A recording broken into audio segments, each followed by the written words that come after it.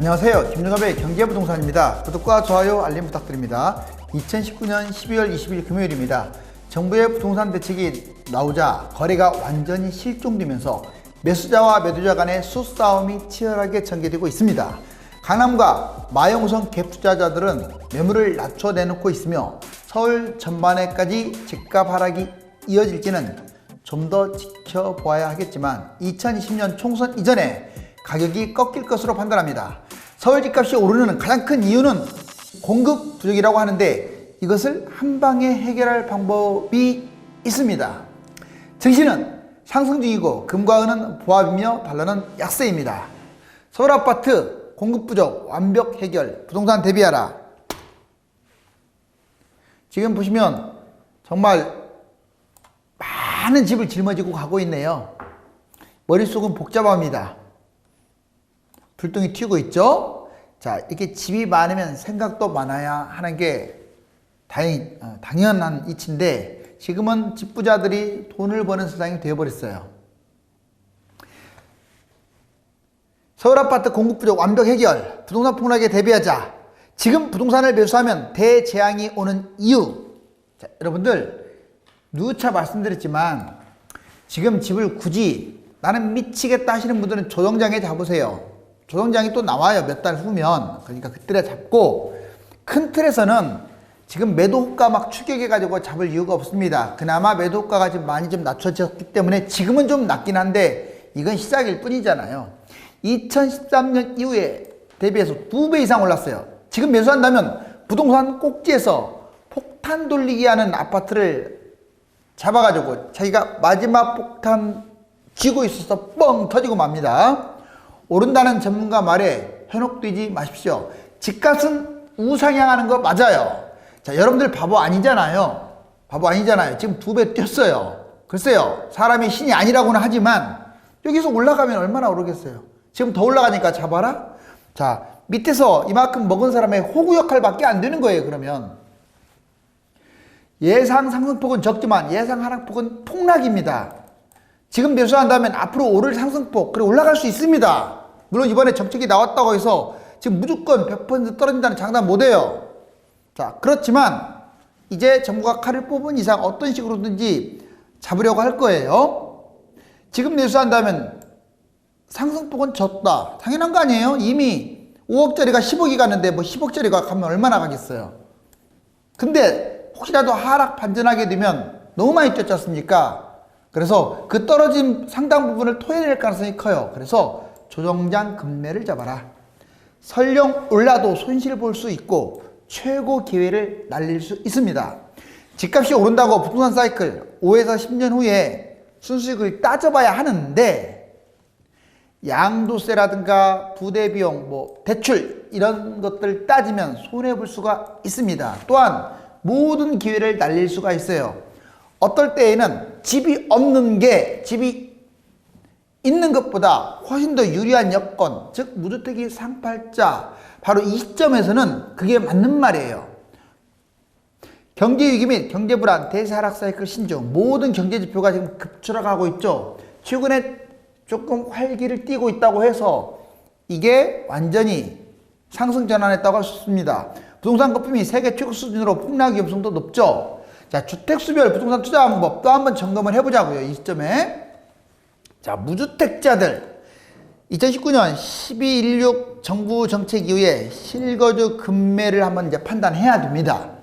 자, 무주택 여러분들 2020년, 2022년 1에서 3년간 흐름을 보면서 바닥장을 판단하는 것도 좋은 방법이에요. 저라면 1년이 됐든 3년이 됐든 이미 놓친 거 기다려버리겠어요. 이미 여기서 집 못 잡았다고 불안해할 이유가 뭐 있습니까? 여러분들이 불안해할 이유는 지금 시점이 아니에요. 이미 막 뛰었을 때 그 뛰는 도중을 불안했어야지. 지금은 이미 너무 뛰어가지고 냉정하게 말하면 자포자기 심정이 맞는 말이에요. 근데 무슨 꼭지에서 집을 또 매수하려고 합니까? 자, 실거주 급한 분들은 2020년 즉 내년 당장 다음 달부터죠. 총선 전후에 금매를 판단하십시오. 아마 금매가 쏟아질 수 있고 혹시라도 이번 대책이 마음에 효과가 덜 나타난다면 정부는 또 칼을 꺼낼 거예요. 1주택자는 뭐 하느냐? 2019년 12.16 정부 정책 이후에 이제 갈아타기를 한번 생각을 해볼 필요가 있습니다. 당장 갈아타면 내가 더 좋은 걸로 갈아타야 하는데 그게 더 올랐잖아요. 그렇기 때문에 하락장에 더 많이 빠지니까 위험합니다. 그런데 자, 만약에 이제 내가 갈아타고자 하는 것이 좀 많이 추락했다, 조정을 했다, 그러면 내 것이 빠지더라도 장기적으로 그게 더 좋으니까 좋은 걸로 갈아타는 게 맞아요. 근데 지금은 거품이 심하니까 좀 지켜봐야겠죠. 2020년, 2022년 금매로 추가 매수 갈아타기. 가장 좋은 방법은 이건 역시 1년이 됐든 3년이 됐든 바닥장을 좀 기다려보는 것이 좋습니다. 너무 조급해하지 마시고 본인도 집을 가지고 있으니까 주택이 있는 상황이므로 지금 또 하나 갭 투자하면 어떨까요? 집값이 좀 빠졌네요. 이건 아니라고 봐요. 올 겨울에 설령 빠진다고 하더라도 집에 하나 있는 상태에서 또 하나 잡는다? 너무 빠르잖아요. 일시적 2주택. 현재 일시적 2주택이라면 차익이 발생 시에 무조건 던져야 됩니다. 이제 상투 맞아요. 좀 더 올라가고 떨어지고 이게 문제가 아니라 2주택 상황을 만들지 말라고요. 팔고 나서 또 하나 잡으면 돼요. 그냥 바로 잡든지 어떠든지. 일시적 2주택으로 활용하시라고. 다만 그 기간이 지금 축소됐죠. 일시적 2주택. 그게 조금 변수이긴 합니다. 그래서 그래도 그냥 2주택을 만드는 것보다 하나 가지고 갔다가 하나는 타이밍 매수를 하면 돼요. 2020년, 2023년 역시 금매가 나왔을 때 추가로 매수하자. 바닥장 갈아타기라는 게 좋습니다. 일시적 2주택 활용하는 것이 주택임대사업자보다 훨씬 더 나아요. 이제 주택임대사업은 지금 워낙 지금 화두가 돼가지고 앞으로 어떻게 될지 모릅니다. 다주택, 정부의 한시적 혜택 조건이라면 매도 후에 하락장 매수. 그 다음에 지금 한시적 혜택 조건 주었잖아요. 그 조건이라면 가지고 갈 이유가 없어요. 던지세요. 열악한 입지와 비부동산이라면 기회비용상 매도하는 게 맞습니다.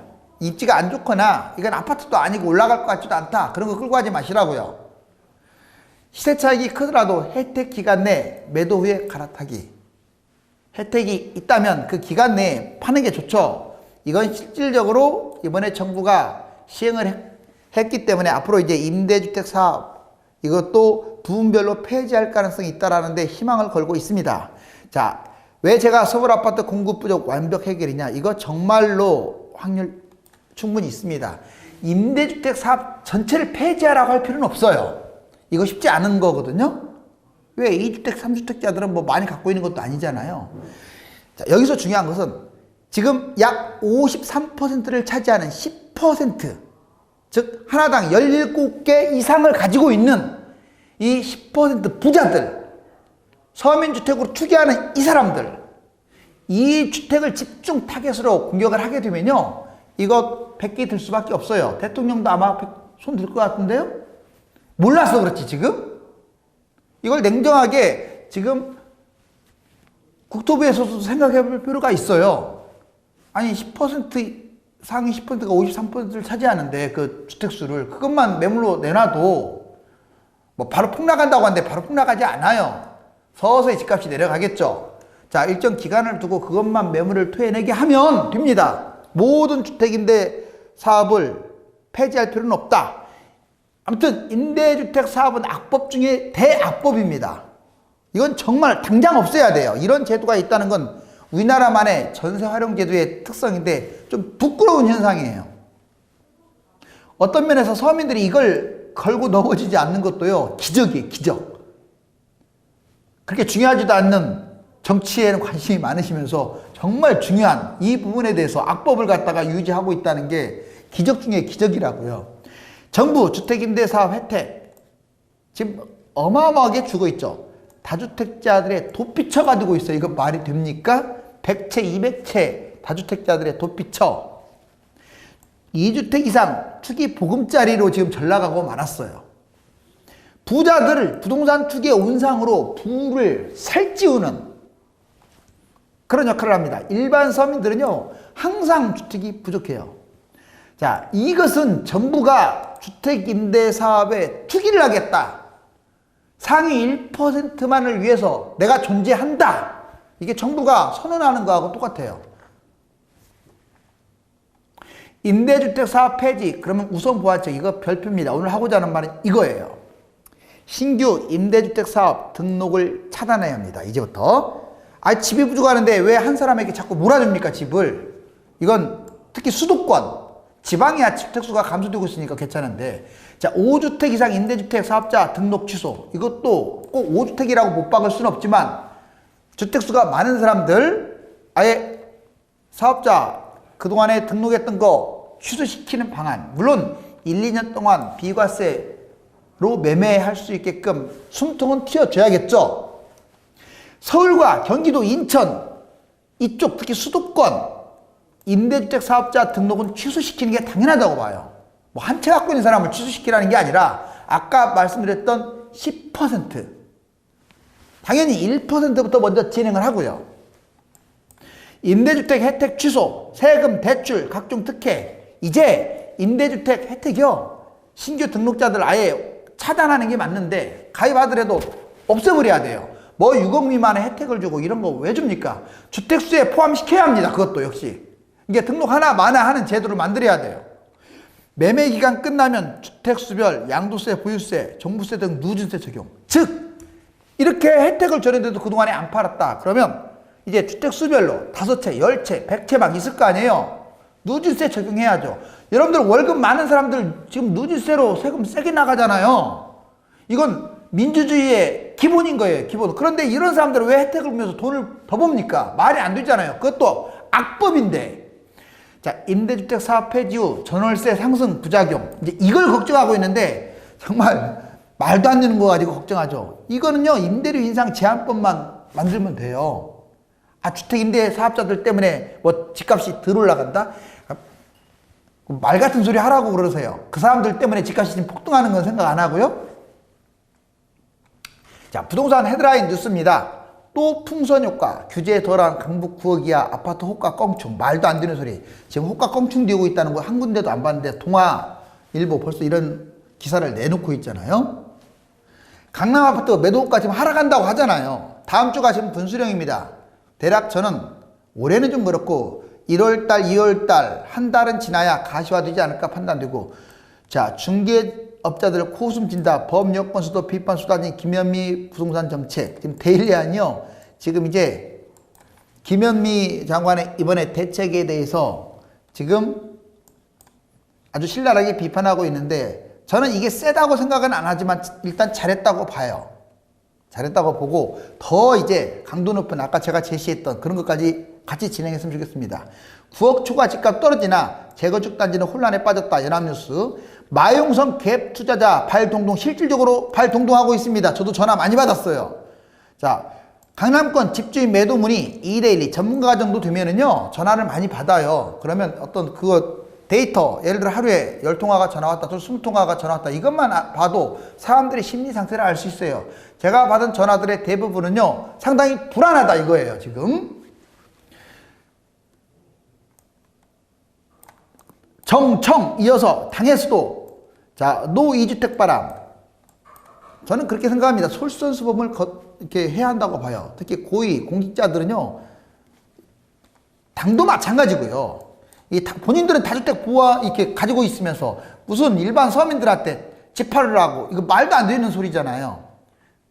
디지털타임스. 그 다음에 정부의 부동산 정책은 실패했다. 책임자 총사퇴하라. 민주평화당은요 지금 오히려 한술 더 뜨고 있습니다. 이것은 긍정적으로 말하고 있는 것 같아요. 왜? 지금 정부 부동산 실패한 거 맞아요. 지금까지 너무 많이 뛰었잖아요. 이번 대책 나왔는데 이것도 믿음지 않다. 더 세게 때려라. 이런 의미예요. 특히 임대주택 사업을 없애라. 이걸 많이 경실련하고 연계하고 지금 말하고 있습니다.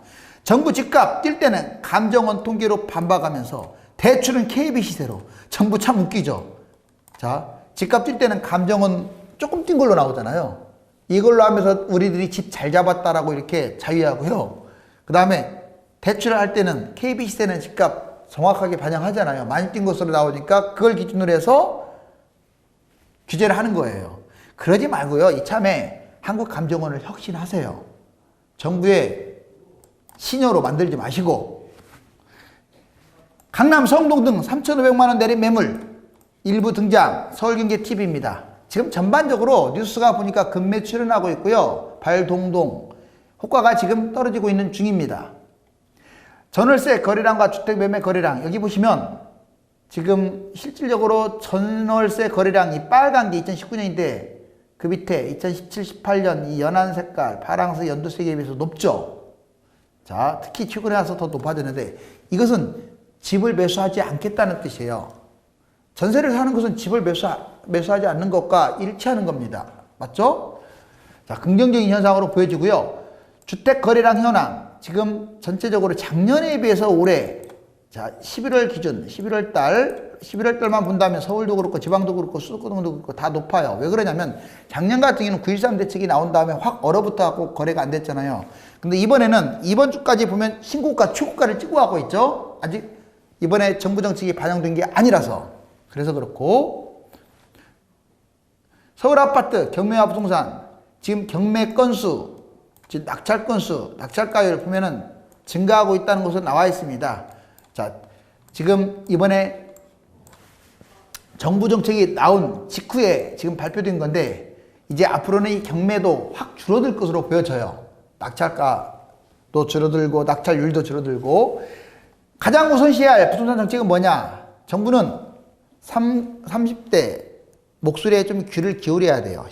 청년 신혼부부 청약 혜택 확대 맞습니다. 30대 가점이 낮다 보니까 다 떨어지고 있어요. 임대 아파트 확대해라.